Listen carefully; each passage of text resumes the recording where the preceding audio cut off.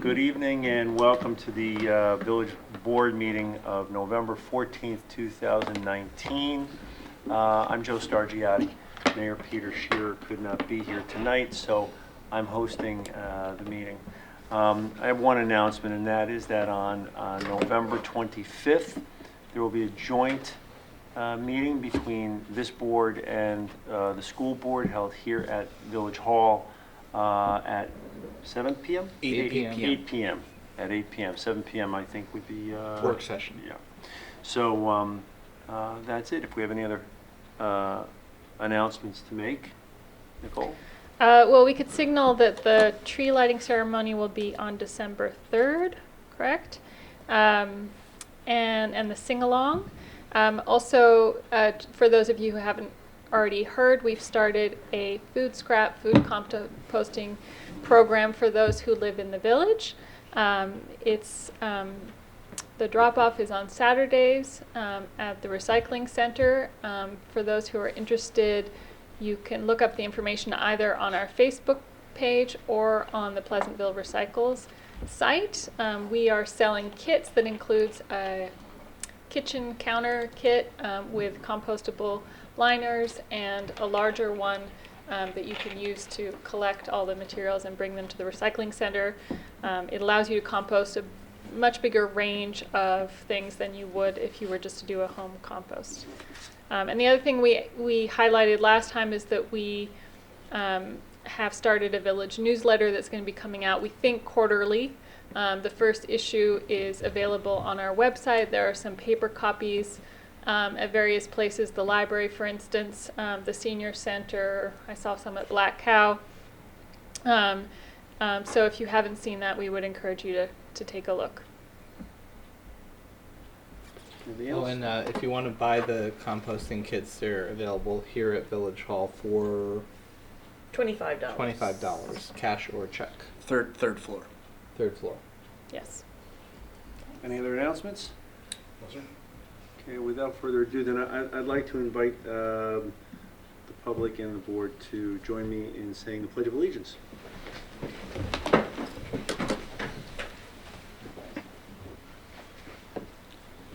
I pledge Allegiance to the flag of the United States of America and to the republic for which it stands, one nation, under God, indivisible, with liberty and justice for all.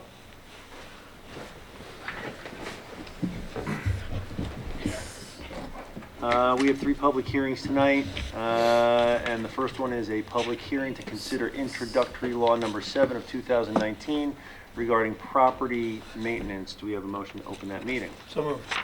Second? Second. Meeting is open.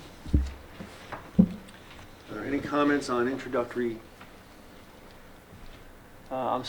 introductory law number 7 of 2019 regarding Eric, do you property want to maintenance? summarize Should we for read the the public what it background? is? Sure. So this is concerning property maintenance, and essentially what it does is focuses on maintenance of village properties, of property. The intent here is to give the village leverage in maintaining, let's say, sidewalks that have not been shoveled appropriately, or brush that have overgrown.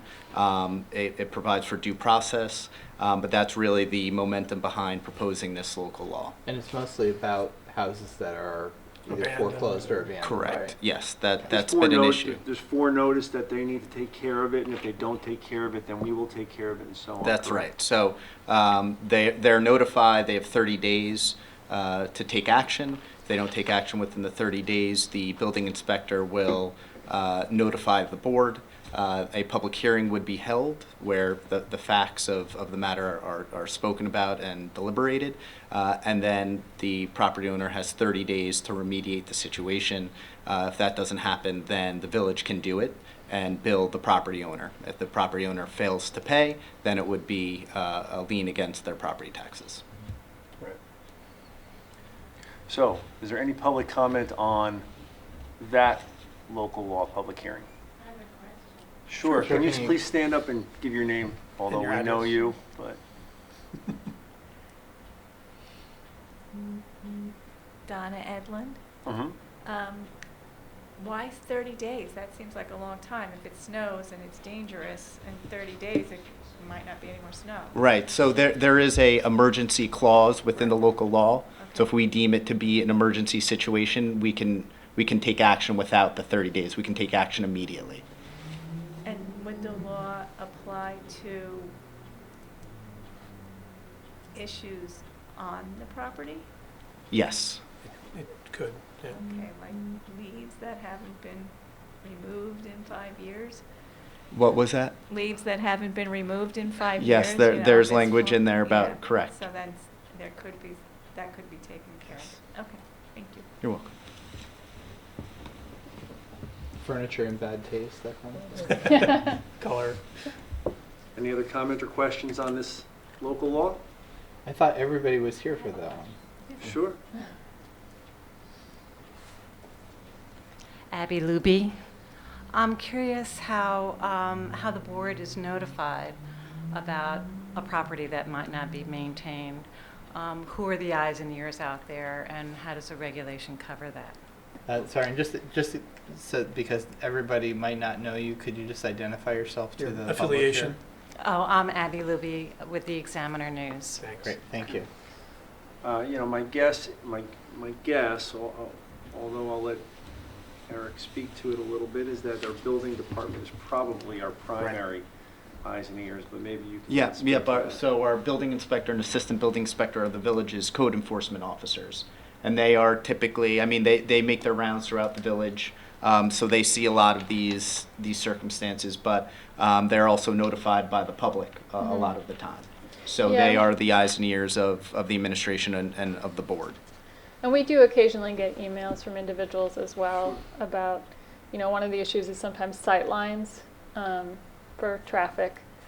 So we got an email not that long ago about one road where there was a lot of overgrown bushes and things impeding people's ability to see. And remember, a lot of this is tied back to a part of our code that's the property maintenance code. So that's actually laws that you can't have a car upside down in your front lawn very long, things like that. And so that's what the building inspector would flag to us, and that notice provisioning would take place. And the procedures that are outlined in the law would then kick in, right? Any other comments, questions, concerns? Anything from the board? Can I have a motion to close the public hearing? So moved. Is there a second? Second? All in favor? Aye. All right. Moving on to a public hearing to consider introductory law number 8 of 2019 regarding unsafe properties. You'll notice there's a trend here. Can I have a motion to open the public hearing? So moved. Is there a second? Second. All in favor? Aye. Eric, if you could. So this is a existing local law that we have on the books that regulates unsafe structures. What this does really is bring it into conformity with state regulations. Our current code does not allow for due process or does not have due process. So that's essentially the amendment to the local law. Right, so the restrictions were already there. Correct. Now we're providing a mechanism to deal with it. Correct. And that's essentially coming before the board as well. Similar to the. Correct. Does anybody from the public have any comment or questions concerning this local law? Anybody from the board? Nope. Is there a motion to close the public hearing? So moved. Is there a second? I second. All in favor? Aye. Aye. All right. And the third public hearing will be a public hearing to consider introductory law number 9 of 2019 concerning parking on Martling Avenue. Is there a motion to open that public hearing? So moved. Second. Second. All in favor? Aye. Aye. Aye. Welcome to the Eric, public if you hearing. could. Sure. So this proposed law would restrict parking on the west side of Martling Avenue, closest to the intersection of Bedford Road. Would restrict parking from that intersection 69 feet. The village engineer and the superintendent DPW, as well as the police chief, went out, analyzed the situation and environment, and have recommended that that restriction be in place. Is there any Any questions or Comment from the comments? public. Is there any, I'm sorry, I just saw some Movement. guys coming in. Is there any comment or question on this local law from the public? Pretty straightforward. Pretty straightforward. 69 feet on the west side of Bartley Avenue. Anything from the board? No. Do we have a motion to close that public hearing? So moved. Second? Second. All in favor? Aye.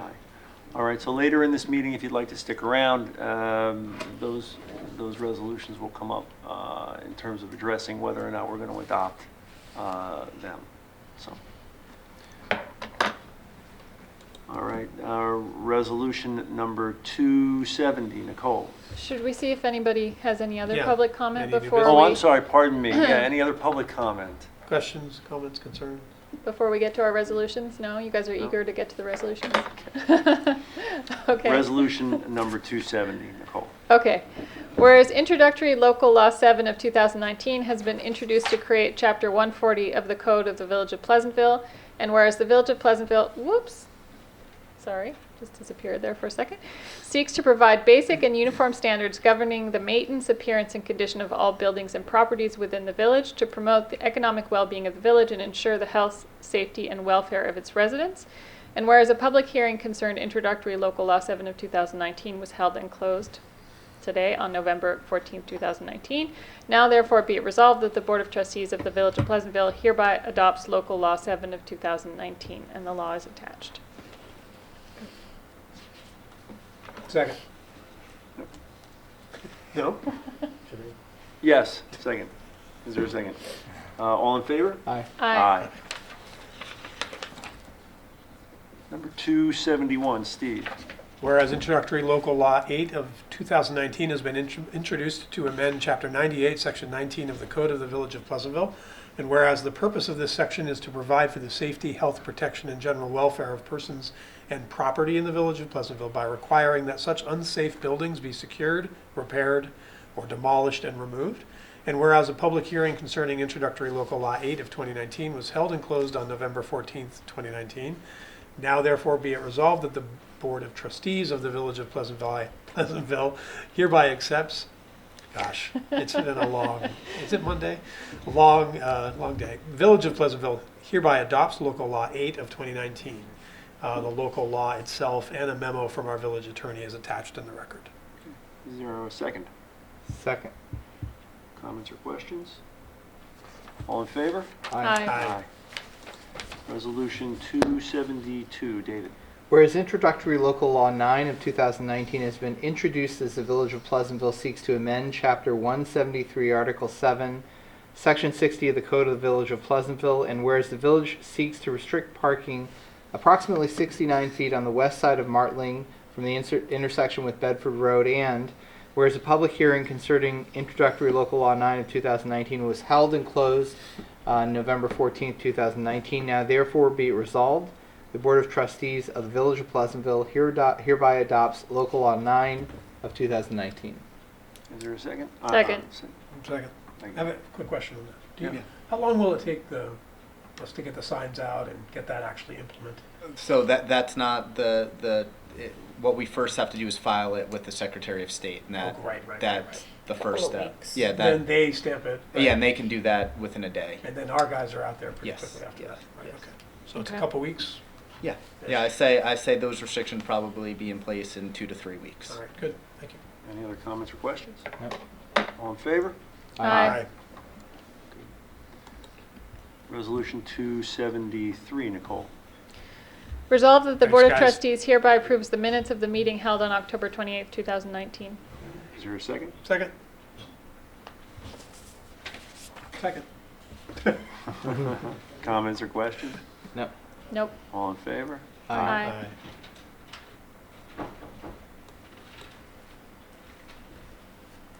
Number 274.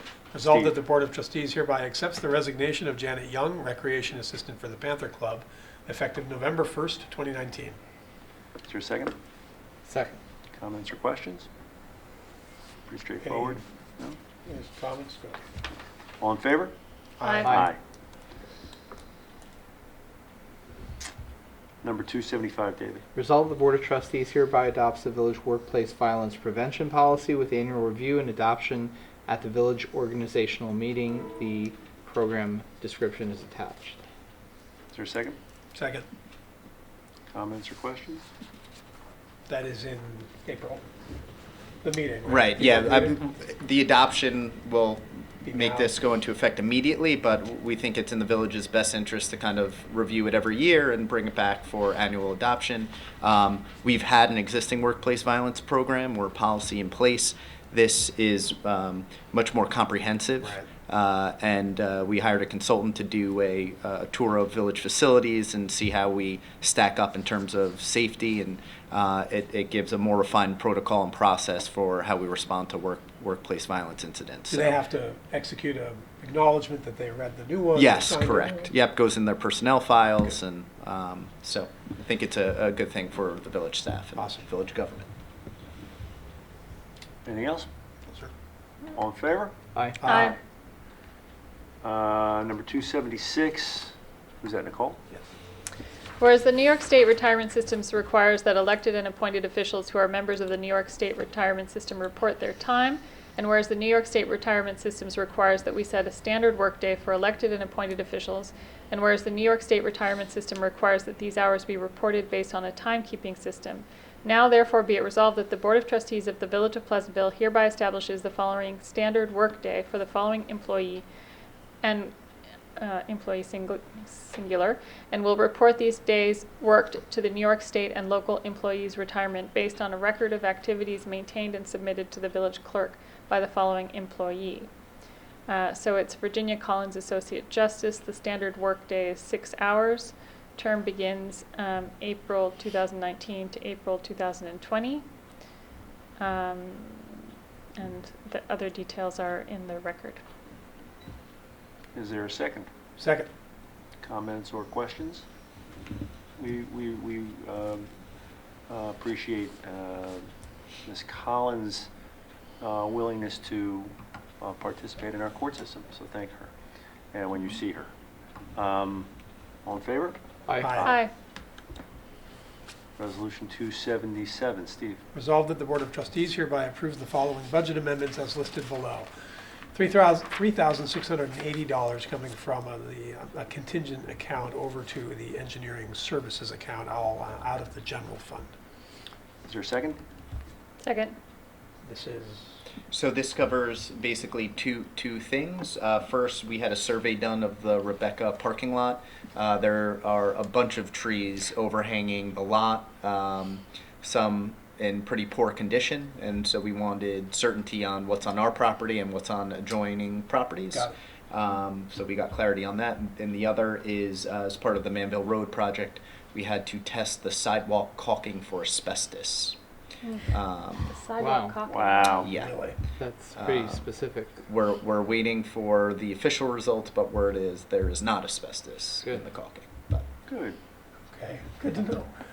All right. I've never Just think of, thought like, that whoever's sidewalk caulking and formulating asbestos caulk were- says, "What, we ought to put some asbestos in that." You know, Just in case the sidewalk catches on And he, after fire. he all said these that years- Matt Trainer's going to be talking to us soon, At- right? at the next work At the session. next work session.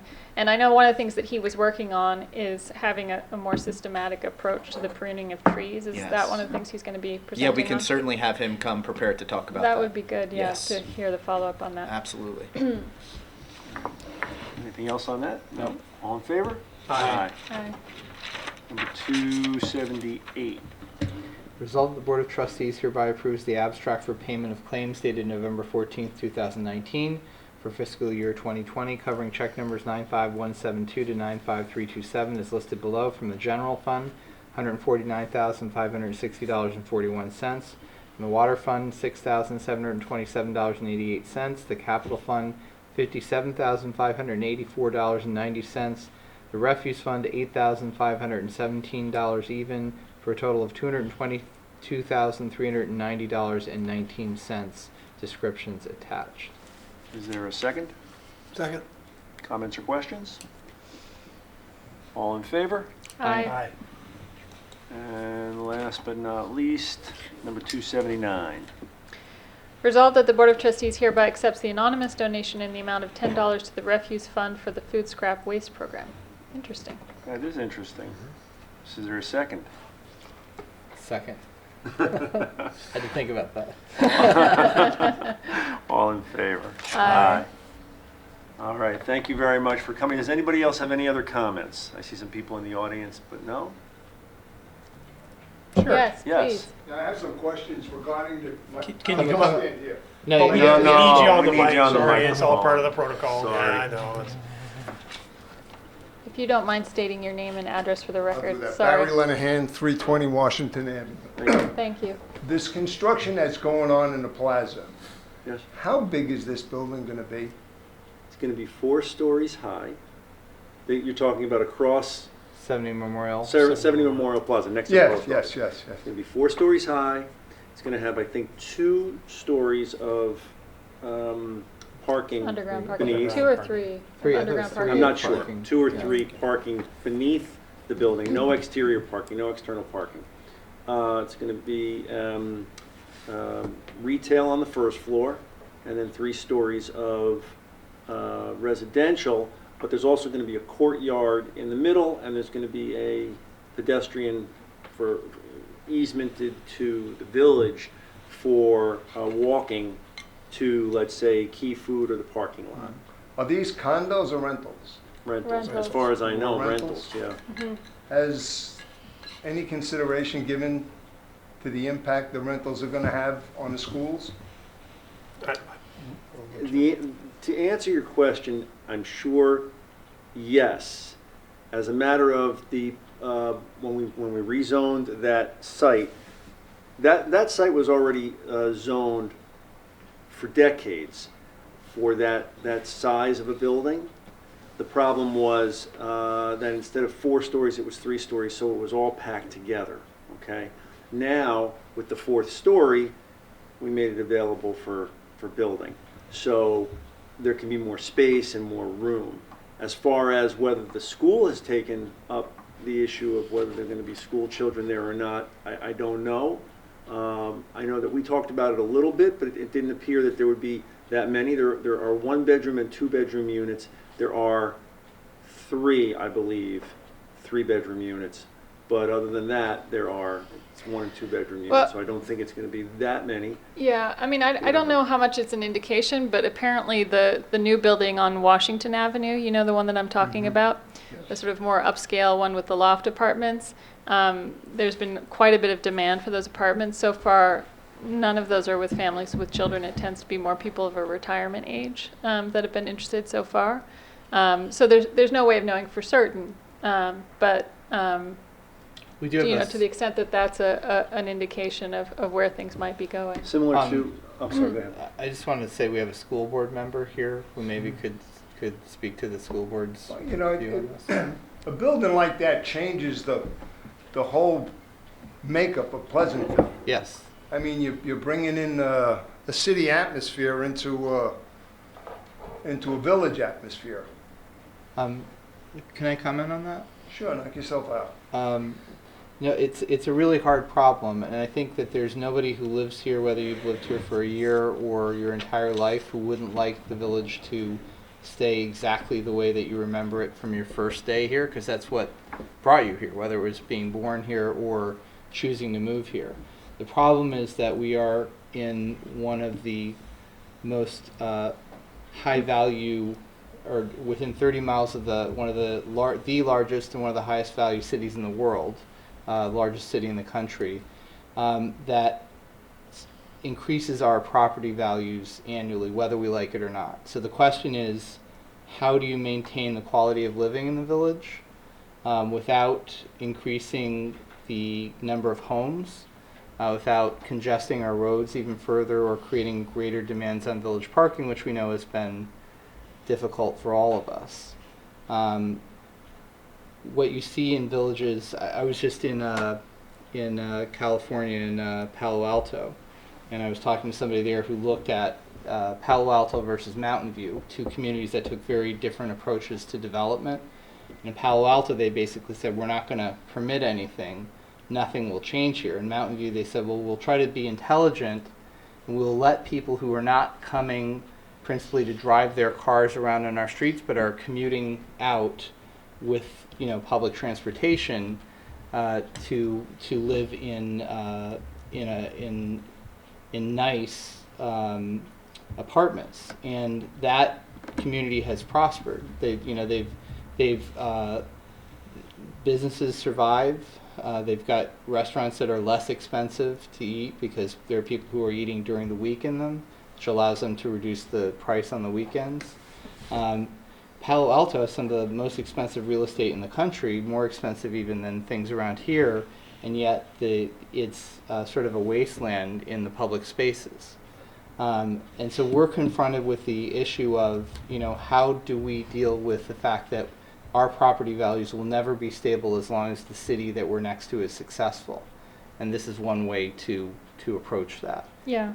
I mean, this is, in general, when it comes to a development project, the village board doesn't make any decisions, right? As long as it's as of right. This is sort of an exception in the sense that there was a zoning law change made that permitted a building, that made it basically financially feasible for a developer to build something there. And that was something that started before I was even on the village board, and it was part of the master plan.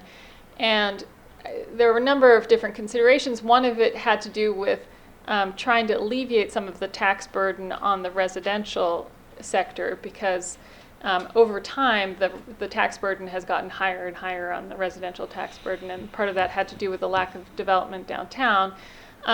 Another thought consideration was to maintain a vibrant downtown, which is a big part of sort of the identity of Pleasantville. It helps a lot to have more foot traffic downtown. That building And that so- is not going to lessen the tax burden at all. Well, it will certainly, it will contribute to the taxes we're getting. It will contribute to the recreation fund as well. So there are, significant ways in which it does offset some of the burden that the rest of the community faces. But like I said, there were other considerations, and it's always, it's a balancing act. And like David says, some of it is in our control. A lot of it is not in our control as well. Obviously, somebody Yeah. who wanted to build it lobbied the board to get the zoning change so they No. could build it. Actually, No, that the zoning didn't- change didn't work that way. far precede. I mean, Yeah. the thinking about the zoning change far preceded any contact from the developer.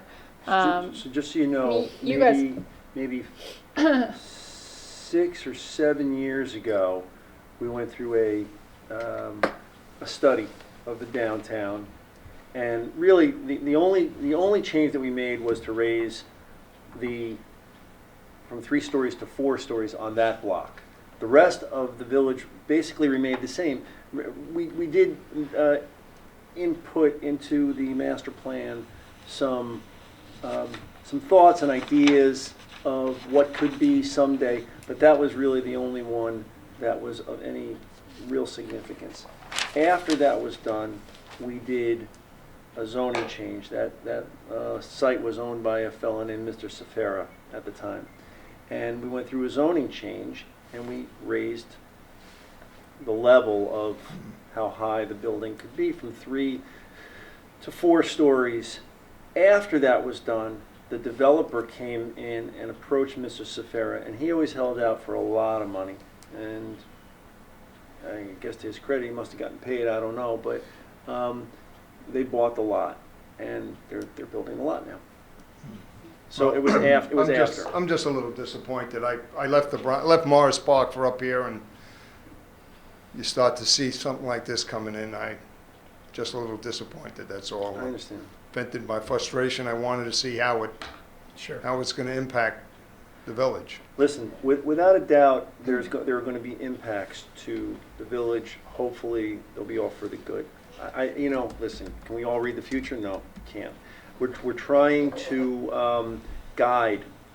Developers want to build here. Why, in the past 5 years, they decided they want to build here? I don't know, but they do. Between Toll Brothers, The railroad, it's all And kind the of. fact that it's a there's walkable the new building on Washington Avenue where that fella what was his name? It's right next to me. Right. He's been talking about it for years and years and years and years. He finally pulled the trigger. We didn't change the zoning on that block at all. No, It was zoned that way, you know. That one, yes, to our, and I'm going to say to our credit, I think we did a good thing to make that available for development across Memorial Plaza. But other than that, we didn't really touch anything. So, But Yeah, you know we'll what see. nobody wants. I grew up in a town that overdeveloped, and you know there were too many office buildings, and it was not pleasant. And nobody wants that. But what I hope that you see, 5 years from now, is more people walking around the village, more shops that you would want to go in, more restaurants that ordinary people can afford, and a sense of community that's even greater than it is today. And if we didn't do that, then we didn't do our job. I want to add one last thing. One of the trends that's also at play here is this whole transit-oriented development thing around Westchester. Towns that are on a train line are finding a lot of demand for leasing opportunities for younger folks that work in Manhattan. So you look at most of the towns that are along a train line, Ardsley, North White Plains, they've all found ways to get some leasing stock near their train stations because younger professionals in the city are renting there at a place they can afford and can still get in and out of work because they can't afford New York anymore. They can't live there. Yeah, that's a big part of it. So there's a little bit of that at play here as well. Okay. All right. Thank you, Thank you. for Thank speaking with us. Thank you. Thanks. Anybody else? Any other comments, questions? All right, with that, are we going to be going back into an executive session? Yes. We have a motion, please, to go into executive session for the purpose of discussing personnel. So moved. So moved. Sorry. Oh, sorry. Second? Second.